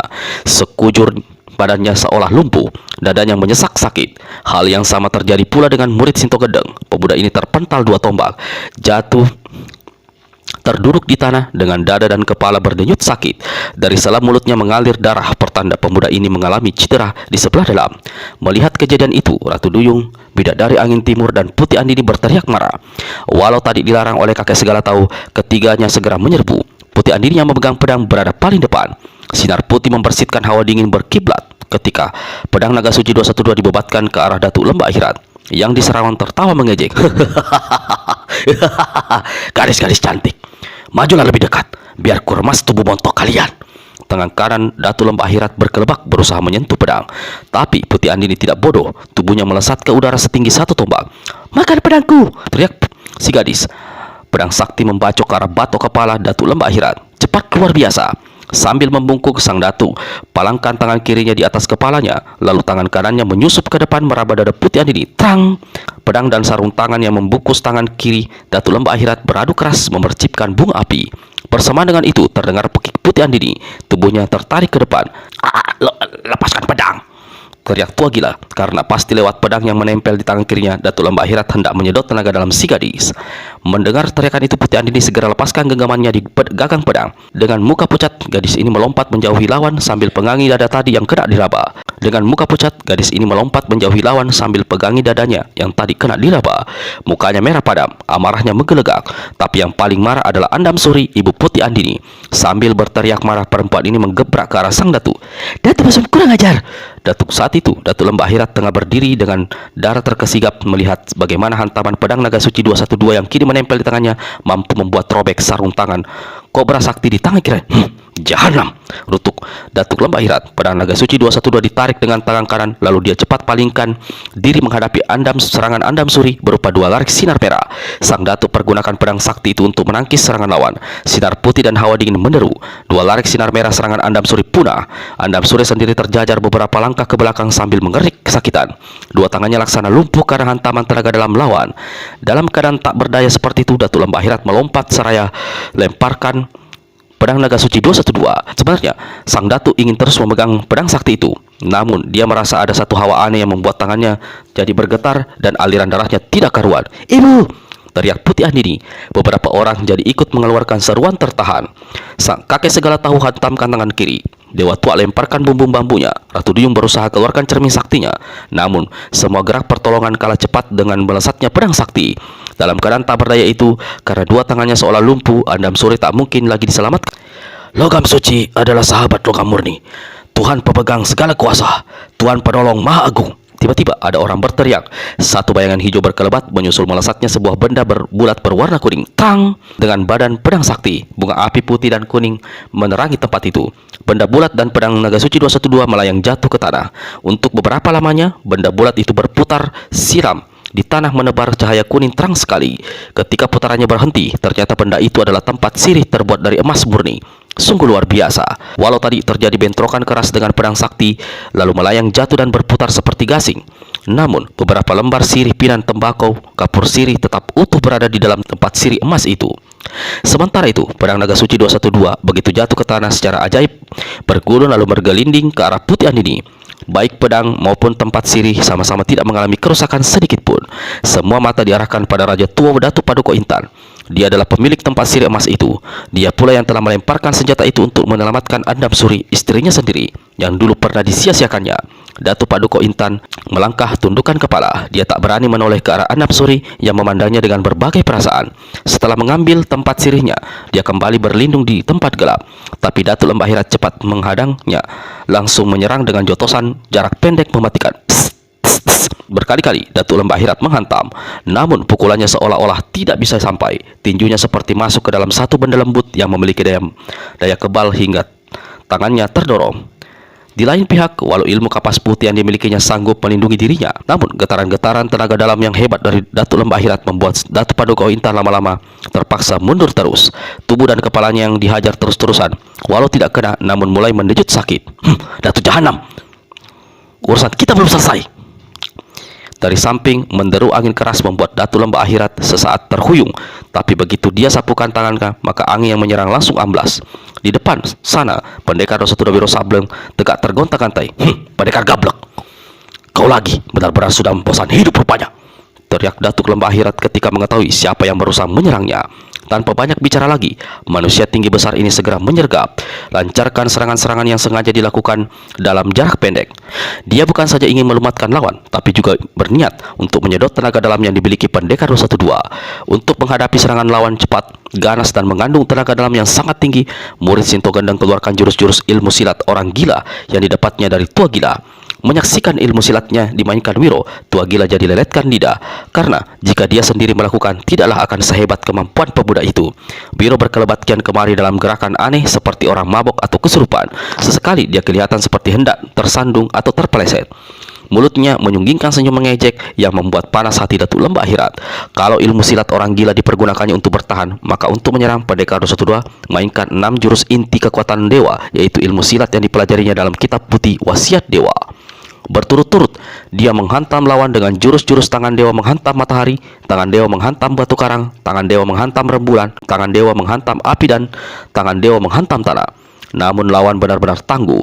Walau Datuk Lembah Akhirat sempat dibikin kewalahan, namun sulit bagi Wiro untuk dapat menyentuh tubuh apalagi kepala Datuk Lembah Akhirat. Kekuatan tenaga dalam lawan memiliki kemampuan mementahkan semua serangannya. Ketika Wiro menyisipkan jurus kepala naga menyusup awan di antara 6 jurus inti kekuatan dewa, pemuda itu berhasil mengiringkan satu totokan dahsyat ke pangkal leher ke sebelah kanan Datuk Lembah Akhirat. Jangankan manusia, gajah sekalipun akan kaku tegang oleh totokan itu. Tapi Datuk Lembah Akhirat memang luar biasa. Sesaat tubuhnya terasa hendak menjadi kaku, tenaga dalamnya langsung bekerja. Totokan di pangkal leher serta-merta musnah. Wiro menjadi terkesima, padahal dia sudah siap untuk kiringkan serangan susulan. Para tokoh yang menyaksikan ikut terperangah. Datuk Lembah Akhirat tertawa bergerak. Aku menawarkan pengampunan untukmu. Aku menjanjikan kedudukan tertinggi bagimu di Lembah Akhirat. Tapi kau memang lebih pantas mampus. Datuk Lembah Akhirat dorongkan kedua tangannya ke arah Wiro. Lalu dia susul dengan satu lompatan ganas. Perkelahian hebat kembali terjadi. Wiro berusaha menjaga jarak agar dirinya tak sampai tersentuh tangan-tangan lawan yang mengenakan sarung. Saat itu juga dia ingat pada ucapan Datuk Rao Bermata Hijau dan kakek segala tahu. Hadapi binatang dengan binatang. Hadapi yang gaib dengan yang gaib. Namun bagaimanapun dicobanya, dia tak mampu memecahkan teka-teki itu. Dia memaki ketololannya sendiri. Mengapa tidak bertanya pada Datuk Rao atau kakek segala tahu arti petunjuk itu? Karenanya, setiap kali ada kesempatan, dia melemparkan lirik pada kakek segala tahu. Tapi orang tua buta ini dilihatnya hanya tegak tak bergerak, mendongak ke langit gelap. Setelah menghabiskan lebih dari 20 jurus menghajar lawan terus-terusan, Datuk Lembah Akhirat mulai mendesak Pendekar 212 Wiro Sableng. Tekanan tenaga dalam laksana tembok batu yang terus-menerus mendesak dan menjepitnya. Beberapa kali pukulannya nyaris mengenai Wiro. Semua orang yang ada di tempat itu mulai merasa gelisah. Tawa dewa ketawa terdengar aneh. Tangis dewa sedih menggigitkan. Celaka, kalau anak setan itu sampai... Belum habis Sinto Gendeng berucap, tiba-tiba puk, tubuh Pendekar 212 mencelat sampai 3 tombak. Beberapa orang keluarkan suara terpekik dan berusaha memburu, tapi cepat mundur ke arah tempat tergeletaknya Wiro. Ketika Datuk Lembah Akhirat lebih cepat melompat mendahului. Di tanah becek, Pendekar 212 tergeletak menggeliat. Dari mulutnya keluar suara erangan disusul semburan darah segar. Dada kanannya di bekas jotosan lawan bersarang nampak berwarna biru kehitaman. Kalau mau, waktu pukulannya menyentuh tubuh Wiro, Datuk Lembah Akhirat bisa langsung menyedot seluruh tenaga dalamnya yang dimiliki murid Sinto Gendeng. Namun dia sengaja hendak menyiksa sang pendekar hingga lebih dahulu sebelum benar-benar membunuhnya. Kakek segala tahu kerontangan kalengnya. Mulutnya berucap berulang kali dengan mengucapkan, binatang hadapi dengan binatang, yang gaib hadapi dengan yang gaib. Wiro berusaha bangkit ketika Datuk Lembah Akhirat melompat di hadapannya. Seranggai maut bermain di wajah belang tiga sang datu. Ketika dia hendak menjambak rambut gondrong pemuda itu, dari samping berkelebat sosok hitam. Satu tendangan menghajar tulang rusuk Datuk Lembah Akhirat. Manusia tinggi besar itu terjajar ke samping, tapi tidak cedera sedikit pun. Malah orang yang berusaha menyerangnya terlempar sampai satu tombak. Si penyerang adalah si nenek sakti Sinto Gendeng. Begitu serangannya gagal, nenek ini susul dengan serangan baru berupa pukulan sinar matahari dan lemparkan tusuk konde. Namun lagi-lagi gagal. Sinto Gendeng jatuh berlutut di tanah, batuk-batuk beberapa kali lalu kuncurkan darah segar dari mulutnya. Tua gila dan dewa ketua cepat bergerak menolong. Tapi Datuk Lembah Akhirat lebih cepat menggeprakkan tangan kanannya ke arah kepala si nenek. Dalam keadaan terluka parah, Pendekar 212 Wiro Sableng membaca satu rapalan lalu berteriak, "Sepasang pedang dewa!" Terjadilah satu hal yang luar biasa. Dari sepasang mata Pendekar 212 melesat keluar dua sinar lurus berwarna hijau tipis, laksana sepasang pedang yang sangat tajam. Inilah ilmu kesaktian yang juga didapat dari Wiro dari Datuk Rao Basaluang Ame. Sekali kedipkan dua matanya, sepasang sinar hijau menyambar dahsyat ke arah Datuk Lembah Akhirat yang saat itu tengah hantamkan tangan kanannya untuk memukul hancur kepala Sinto Gendeng. Mengenai ilmu-ilmu gaib yang didapat Wiro dari Datuk Rao Basaluang Ame, harap baca serial Wiro Sableng berjudul Wasiat Iblis yang terdiri dari 8 episode. Ada di channel ini. Jahanam, ilmu apa ini? Teriak Datuk Lembah Akhirat seraya palangkan tangan kirinya di depan mata karena tidak tahan terhadap silonya dua larik sinar hijau. Dua sinar hijau menyambar ke arah dada Datuk Lembah Akhirat. Kerahkan seluruh tenaga dalamnya lalu menghantam dengan tangan kanan. Bum bum. Dua letusan dahsyat menggoncangkan tanah, membuat sekian banyak kaki bergetar hebat lalu roboh. Dua larik sinar hijau musnah. Pendekar Rosatul Wiro Sableng untuk kesekian kalinya kelihatan terkapar di tanah. Walau dia berhasil menyelamatkan gurunya, namun keadaannya sendiri tambah parah. Darah bukan saja mengucur dari mulutnya, tapi liang telinga Ratu Duyung, Bidadari Angin Timur, dan Putih Andini sama-sama pejamkan mata. Tidak tega menyaksikan keadaan itu. Berpaling ke kiri, tua gila melihat Sinto Gendeng duduk di tanah. Mukanya yang hitam seperti tidak berdarah. Kakek ini segera dekati si nenek, pegang bahu lalu membantunya berdiri. Sinto, kau tidak apa-apa? Sinto Gendeng tersipu-sipu. Terima kasih kau masih mau memperhatikan aku. Aku tak apa-apa. Jangan buat orang lain jadi cemburu. Sinto Gendeng pegang lengan tua gila lalu turunkan tangan itu dari bahunya. Apa maksudmu ucapanmu tadi, Sinto? Dalam keadaan seperti ini, kita tidak perlu membicarakan urusan pribadi dulu. Sinto Gendeng tertawa kecut. Aku tidak bermaksud apa-apa, Sukat. Tapi aku lebih senang kalau kau menolong nenek yang di sebelah sana itu lebih dulu. Keadaannya tidak lebih baik dariku. Tua gila alias Sukat Tandika berpaling ke arah yang ditunjuk oleh Sinto Gendeng. Ternyata yang dimaksud si nenek adalah Sabainan Ranca yang saat itu terduduk santar di bawah sebatang pohon. Sinto, kau... Ucapan tua gila terputus. Sinto Gendeng telah beranjak ke tempat yang lain, mendekam dalam kegelapan. Lain halnya dengan Datuk Lembah Akhirat. Pakaiannya tampak robek di bagian dada. Kalung tengkorak yang tadi tergantung di lehernya hancur berkeping-keping, tapi tubuhnya nyaris tidak cedera sedikit pun. Malah dengan tenang sambil menyeringai, dia melangkah menghampiri Wiro. Aku telah melakukan petunjuk. Hadapi yang gaib dengan yang gaib. Tapi Datuk celaka ini tidak bergeming sedikit pun. Membatin Wiro, dia berusaha bangkit berdiri, namun baru mampu duduk. Lawan sudah berada di depannya. Dalam keadaan sangat seperti itu terdengar kerontang kakek segala tahu. Lalu menyusul suara orang tua itu berseru, Pendekar 212, kau belum melakukan seluruh petunjuk. Kau baru melakukan hadapi yang gaib dengan yang gaib. Lakukan petunjuk berikutnya, hadapi binatang dengan binatang. Pendekar 212 tersentak mendengar teriakan kakek segala tahu itu. Sementara Datuk Lembah Akhirat tidak mengerti apa arti ucapan orang tua bermata buta itu. Murid Sinto Gendeng memutar otak, membuncah pikiran. Hadapi binatang dengan binatang, hadapi yang gaib dengan yang gaib. Wiro usap matanya yang buram oleh kucuran darah.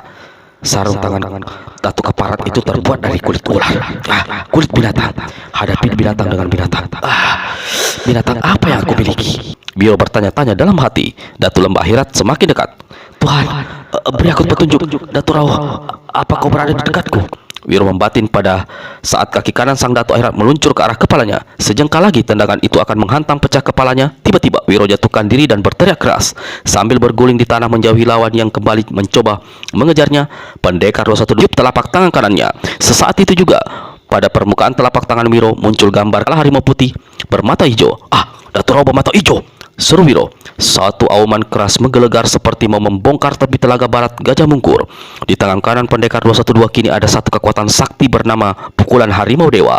Dengan ilmu kesaktian ini dia sanggup menghancurkan apa saja tanpa mengerahkan tenaga dalam. Ketika Datuk Lembah Akhirat kembali mendatangi, tidak menunggu lebih lama, Wiro segera lepaskan Pukulan Harimau Dewa. Dua kali murid Sinto Gendeng menghantam, tapi sosok Datuk Lembah Akhirat hanya kelihatan bergoyang-goyang sedikit, lalu melangkah mendekati Wiro. Celaka, tidak mempan, kata Wiro dalam hati. Datuk Rauh Balabato Ijo, kau di mana? Mendadak untuk kedua kalinya membahana auman harimau, lebih dahsyat dari pertama tadi. Si setan ngompol jatuh melosot ke tanah terkencing-kencing. Beberapa tokoh terhuyung-huyung. Kalau tidak cepat diimbangi diri dan kerahkan tenaga dalam, niscaya ada lagi yang jatuh duduk di tanah. Dari jarak 2 langkah, tiba-tiba Datuk Lembah Akhirat hantamkan tangan kanannya. Satu gelombang tenaga dalam dahsyat melabrak tubuh murid Sinto Gendeng hingga dia terpental. Darah kembali mengucur di hidung dan mulut Wiro. Datuk Lembah Akhirat tertawa mengekeh. Lalu dia kembali angkat tangan kanannya untuk menghantam. Kali ini dengan seluruh tenaga dalam yang ada. Lihat!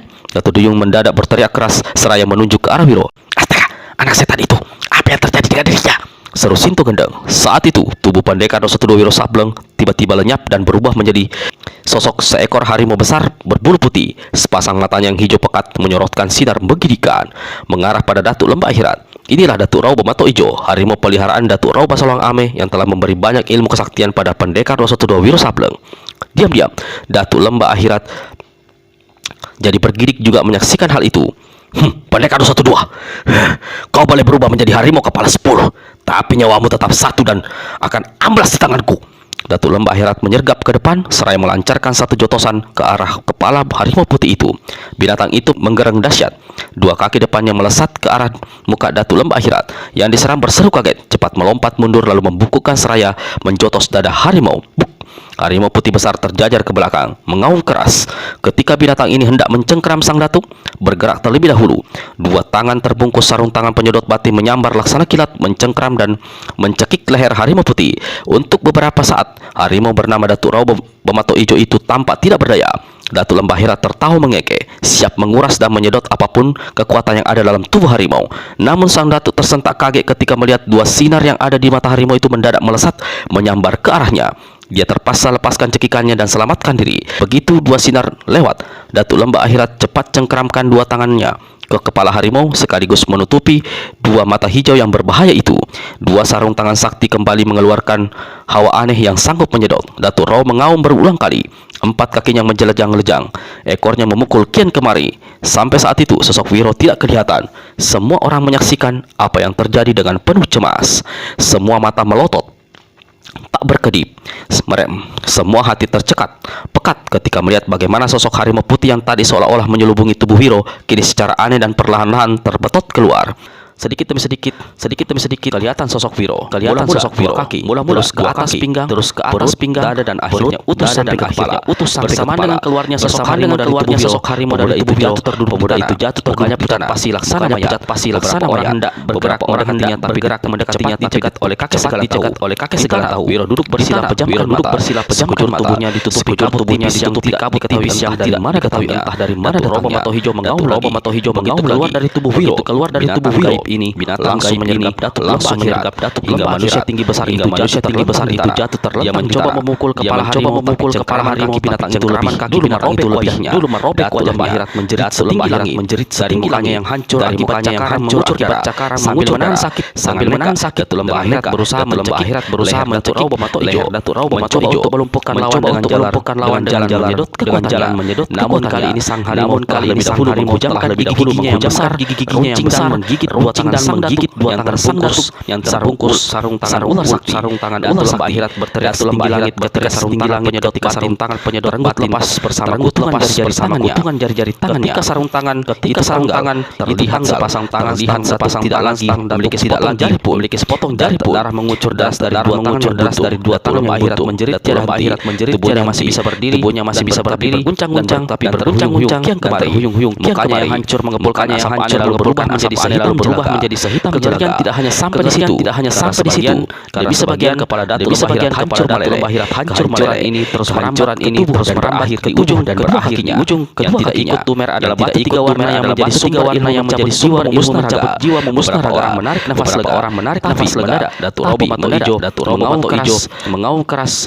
Sepasang sarung tangan penyedot batin yang ada di gigitan mulutnya tiba-tiba menjadi dua ekor ular kobra merah dan hijau. Inilah sepasang ular di titisan Dewi Ular yang ingin sakit hati dendam kusuma Pendekar Dosa Wiro. Ular kobra itu berusaha lepaskan Datuk Rau Bermata Ijo dengan jalan kemari.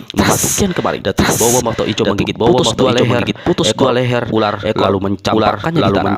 Ular pertama meliuk-liuk beberapa lama sebelum akhirnya menemui ajal lalu lenyap dalam bentuk kepulan asap. Ular kedua menyusul tapi cuma bagian tubuh dan ekor. Bagian kepala yang masih tertinggal tiba-tiba melesat ke arah Pendekar Dosa duduk bersila dalam keadaan mengatur jalan nafas dan tenaga darah dan dalamnya. Kejadian ini tidak terduga hingga semua orang yang menyaksikan hanya bisa Wiro, awas! Tuduyung dan bidadari angin timur berteriak hampir berbarengan. Sesaat lagi, kepala ular yang memiliki lidah dan gigi penuh bisa mematikan itu akan menancap di leher Wiro. Tiba-tiba, tangan kanan sang pendekar bergerak ke atas.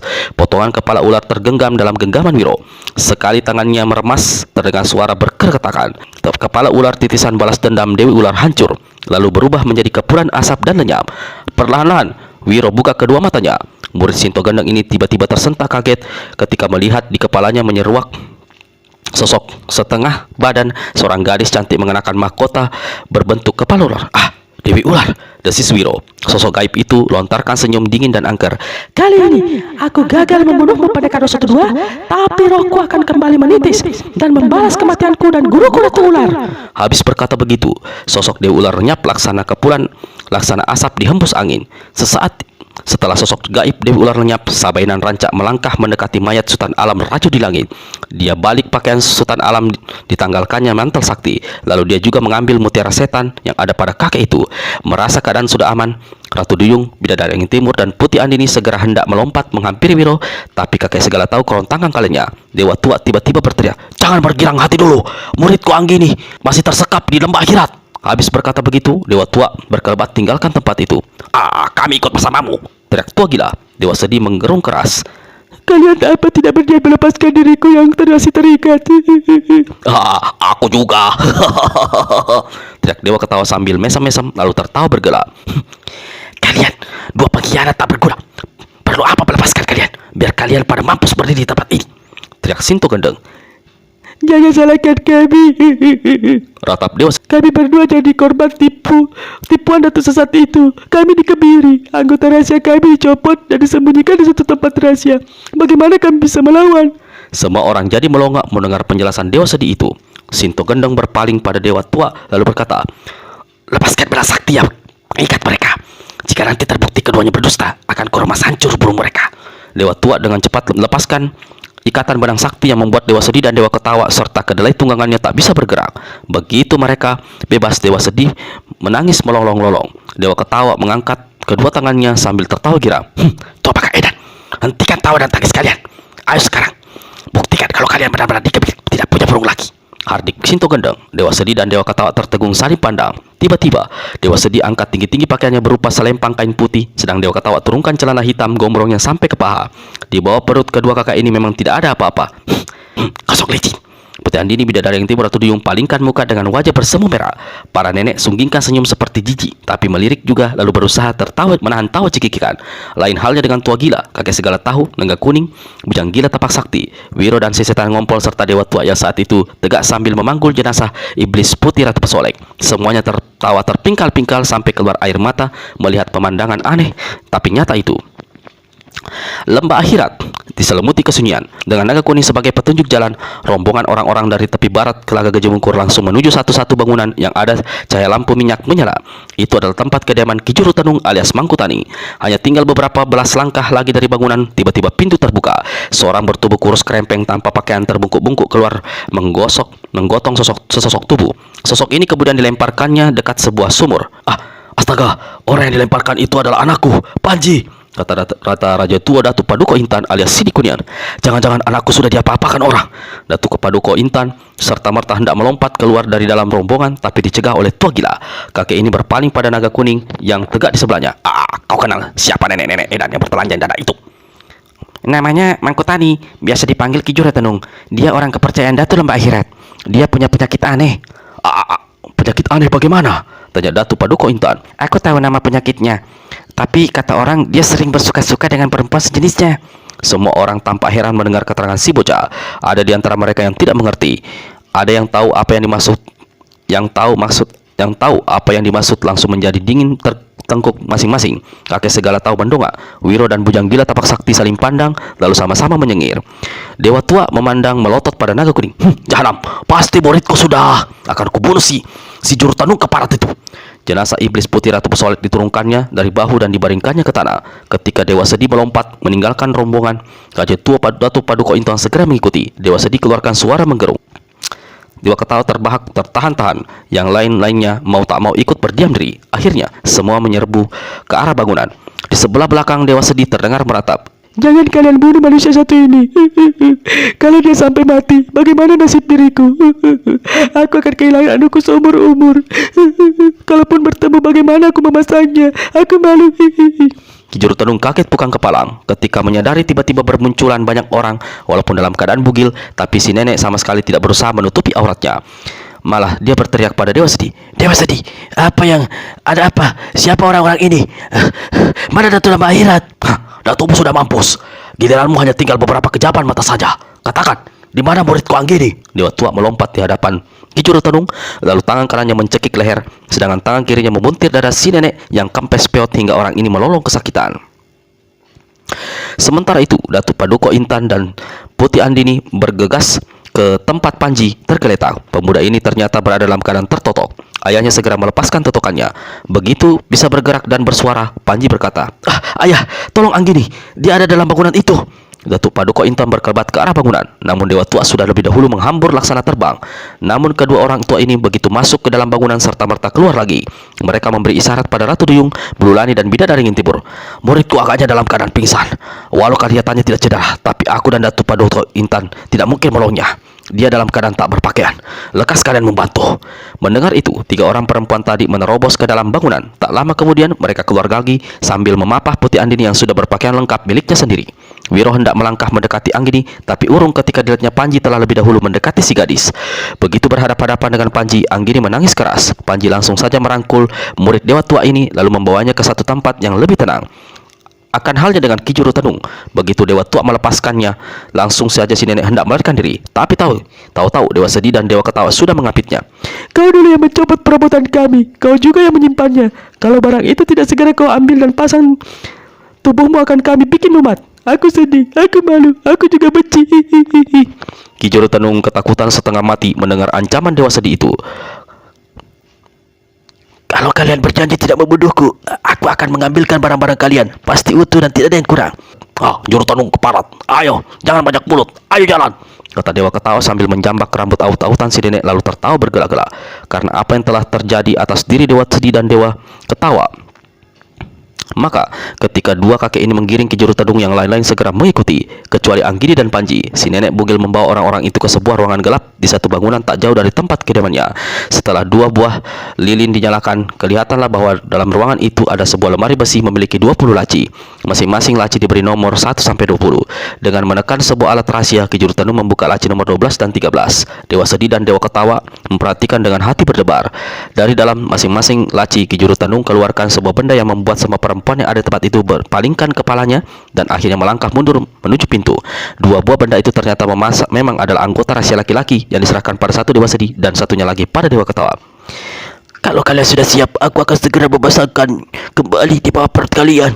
Tapi dengan perjanjian kalian tidak akan membunuhku." Dewa Ketawa dan Dewa Sedih tidak segera menjawab. Keduanya melangkah mendekati lilin untuk meneliti barang mereka yang mereka pegang. Lalu terdengar suara ratap. Dewa Sedih, ini bukan punyaku. Barangku tidak buruk seperti ini. Aku malu. Ini pasti punya si gendut itu. Lalu plak, enak saja Dewa Sedih bantingkan barang yang dipegangnya di atas meja dekat lilin. "Sialan kau," maki Dewa Ketawa. "Walau burik, tapi anuku lebih cakep dari anumu," Dewa Ketawa balas dengan menggelindingkan barang. Begitu saja barang yang dipegangnya ke atas meja. 2 kakak beradik ini lalu ambil barang yang mereka anggap adalah milik mereka yang asli, lalu menyerahkan kembali pada Ki Juru Tenung untuk segera dipasang. "Awas kalau sampai tidak benar memasangnya. Jangan sampai mencong," kata Dewa Sedih seraya sekugukan. "Punyaku tolong kau rapikan dan poles sedikit sebelum dipasang," kata Dewa Ketawa yang membuat semua orang tertawa hiruk pikuk.